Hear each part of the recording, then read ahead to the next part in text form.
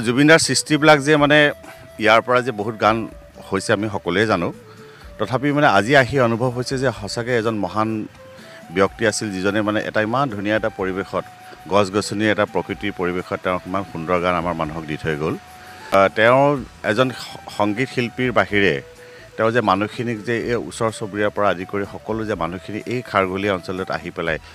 জুবিনদা বুলি কয় ৰাতিপুৱাৰ পৰা গধূলিলৈকে তেওঁ মানুহখিনি যিখিনি পাৰে যেনেকৈ পাৰে তেওঁৰ পৰা সহায় লৈছিল সেইটো আচৰিত সঁচাকৈ কোনেও ভাবিলে মানে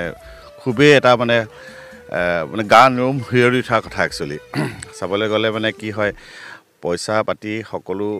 মানুহে ব্যৱসায় কৰি বা বিভিন্ন ক্ষেত্ৰত মানুহে উপাৰ্জন কৰে কিন্তু সমাজক বিলাই দিয়াৰ সাহস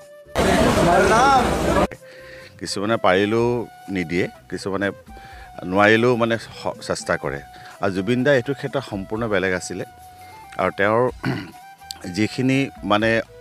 দি থৈ গৈছে আমাৰ কাৰণে আমাৰ সমাজখনৰ কাৰণে আৰু আমাৰ নতুন জেনেৰেশ্যনৰ কাৰণে যিখিনি দি থৈ গৈছে এইটো মানে মই ভাবোঁ আৰু এজন মানে নাগৰিক হিচাপে তেখেতৰ স্মৃতি আমাৰ লগত সদায় থাকিব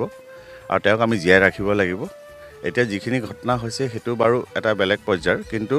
ইয়াৰ বাহিৰে আমাৰ তেওঁৰ মানে ভাল লগা কথাবিলাক তেওঁ যিখিনি আমাক দি থৈ গৈছিল সেই বস্তুখিনি যাতে আমি সদায় সংৰক্ষণ কৰি ৰাখিব পাৰোঁ সেইটো আমাৰ মই ভাবোঁ সেইখিনি আমাৰ মানে এটা খুব মানে আমাৰ এটা কৰিবলগা কৰ্ম আচলতে সেইটো আমাৰ একচুৱেলি ৰেছপনচিবিলিটি হ'ব আৰু এইখিনিয়ে ক'লোঁ ভাল লাগিল লগ পাই থেংক ইউ